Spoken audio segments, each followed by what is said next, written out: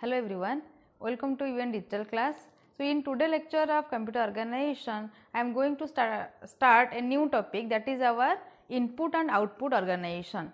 In our previous lectures, I have already discussed about the connection between the memory and the processor, and also the interconnection between different devices which is present inside the processor. You can say the interconnection between different registers and within the register, and also the registers with the ALU and the control unit. So in today's lecture, we will discuss how the interaction takes place in between the processor, memory and the input and output devices. So first go to the introduction part of the input and output devices.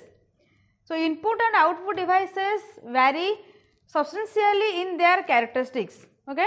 Because as we consider input and output devices in a single content, then they are differentiated on the basis of some characteristics, like input devices are basically used to give the input into the computer system, and the output devices are used to display whatever the result produced by the processor by using the input informations. Okay.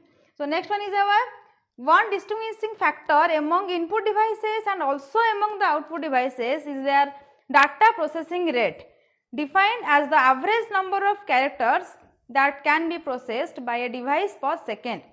Okay.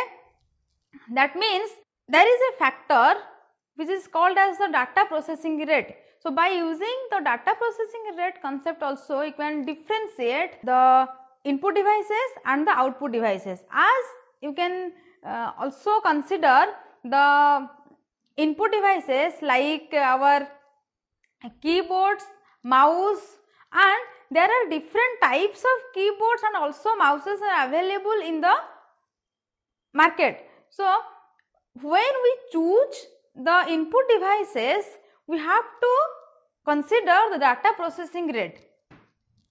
So next one is our, for example, while the data processing rate of an input device such as the keyboard is about 10 characters, or you can say 10 bytes per second. So that is the speed of the keyboard which is one input devices. So on the basis of this data processing rate, you can easily distinguish between different input devices. So let us go to the output concept. So similarly, the laser printer can output data at a rate of about 1 lakh characters per second. Okay. So laser printer is one type of output device, and what is the data processing rate of that laser printer? You can see here the processing speed is our 1 lakh characters per second. So next one is our how will give the input into the computer system. As you know, the computer system only understands the binary values, or you can say it understands only the machine level languages, that is in the form of zeros and ones, but we are giving the input in the form of numbers or in the form of characters. Okay. So by striking a character on the keyboard of a computer will cause a character in the form of an ASCII code. Okay. Every character on the keyboard, whether it is a alphabets or a special character or any number, it is decoded into its ASCII code, and that code is sent to the computer, and then it is again decoded into its binary value, and it is given as the information to the computer system, and by using that information the computer performs the work. Next one is our, it is often the case that the user knows what he or she wants to input, but sometimes they need to think before touching the next button on the keyboard. In some cases, the user may need some time to click the characters on the keyboard, because it may need some time to think what will be the next character he or she has to input to the computer system. So, there is a time gap between this. So, therefore, the input from a keyboard is slow and burst in nature, and it will be a waste of time because the user may need some time to think about the next character or next input. So, that time, or you can say that waiting time, slows down the performance of the keyboard, and it also slows down the performance of the computer system also. Then it will be a waste of time for the computer to spend its valuable time waiting for the input from slow input device. So, to overcome this, you need the concept of input output device organization. So, the mechanism is therefore needed whereby a device will have to interrupt the processor asking for attention whenever it is ready. This is called as interrupt driven communication between the computer and the I/O devices. As you can see here, the computer needs to wait for some period of time when the user waits or user thinks what will be the next input. So, to overcome this, there is a procedure which is called as interrupt driven communication. So, by using that, the waiting time of the computer system can be reduced. So, this is the concept, and that is called as the interrupt. So, interrupt is given to the processor when processor waits for the input from the slower input devices. The next one is let us consider the case of a disk. So, a typical disk should be capable of transferring data at rates exceeding several millions bytes per second. So, let us consider a disk which having the data transfer rate in the form of millions bytes per second. Then it would be a waste of time to transfer data byte by byte or even word by word. So, you can see here, if the data size which you want to transfer from disk to the memory, if the size is in the form of gigabytes and you want to transfer the data byte by byte, then it needs much more time to transfer that. So, that is the waste of time of transferring data byte by byte or word by word. Therefore, it is always the case that data is transferred in the form of blocks, that is entire programs. I have already discussed in my previous lectures of memory mapping that when you are transferring the data from the main memory into the cache memory, we are transferring the data in form of blocks, and that block contains number of words and the word contains number of bytes. So, though we are not transferring the data byte by byte, but we are transferring the data in the form of blocks, or you can say a huge amount of byte can be transferred in a single amount of time. Okay. So, that is the case where we transfer the data in the form of blocks. And next one is it is also necessary to provide a mechanism that allows a disk to transfer this huge volume of data without the intervention of the CPU. So, there is also a mechanism should be provided to the computer system which has to be allow the data to be transferred without the interpretation or without involving the CPU. Because when you are transferring huge amount of data from one place to another, and if you will involve CPU in that, then the CPU will be involved for maximum amount of time. So, which reduces the performance of the computer system. Then this will allow the CPU to perform other useful operations while a huge amount of data is being transferred between the disk and the memory.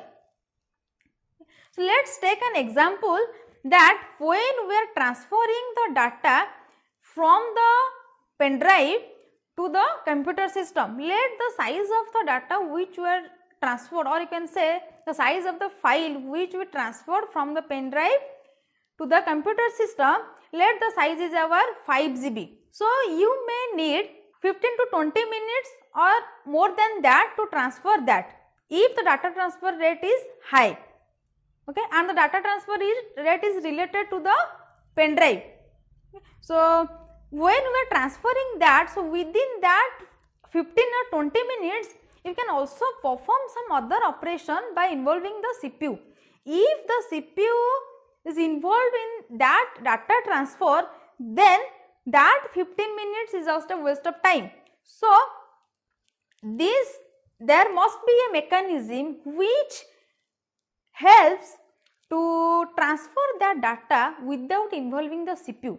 So, within these 15 or 20 minutes, you can also search some papers in the website, or you can say you can download something from the internet, or you can perform also some operations like printing or scanning, anything. So, CPU can perform all other operations which is also important for the computer system, or you can say also for the user in that data transfer time. By using that amount of time in a perfect way, you can easily increase the performance of the CPU, and also you can increase the performance of your computer system. Then next we will see how we will assess the input and output devices. So, the concept is our single bus structure. So, single bus structure means there is only one bus which is connected to all the devices, or you can say the devices are connected to that bus, and by using that bus only the devices can exchange the information between themselves. Okay. So, the bus consists of basically 3 sets of lines used to carry address, data and control signals. Actually, what do you mean by a bus? Bus is the collection of wires. Okay. If you will see in a computer system, there are different type of buses are available, like USB bus, PCI bus. So, here we are using the bus concept, and bus is the combination of wires, and that bus is basically used to transfer the data from one place to another place within the computer system. Okay. Or you can say there is also some buses which used to transfer the data between the computer system with the peripheral devices, or you can say the input and output devices. Okay. So, the bus consists of 3 sets of lines which are used to carry address, data and control signals. So, the bus which transfers the address, that is called as address bus, and the bus which is used to transfer the information, or you can say the data, that is called as the data bus, and the bus which is used to transfer only the control signals, that is called as the control bus. So, basically there are 3 bus available, or you can say we divide the bus into 3 separate lines. One carries only the address, and another one carries only the data, and another one carries only the control signals which is generated by the control unit. Okay. So, each input output device is assigned a unique set of addresses. So, first how we will connect. Here we are studying about the assessing of the IO devices, that means how we will assess the IO devices, and as you can see the IO device, or you can say every IO device is attached with a specific address. So, by using that the computer system can assess the input and output devices, and also the data transfer between the input and output devices and within the computer system takes place by using different registers. So, this is the connection between the processor, memory and input output devices. So, there are multiple number of input and output devices connected to a computer system. Like in a computer system there may be a single processor or single memory, but it is connected to multiple number of input and output devices, like it may be connected to a keyboard, a mouse, or you can say to a printer or scanner, like this. Okay. So, the computer system is connected to multiple number of input and output devices, and also there is a bus, or you can say the bus consists of address bus, data bus and control bus. So, by using these 3 buses, the data transfer takes place between the input output devices and the processor, and also in between the memory.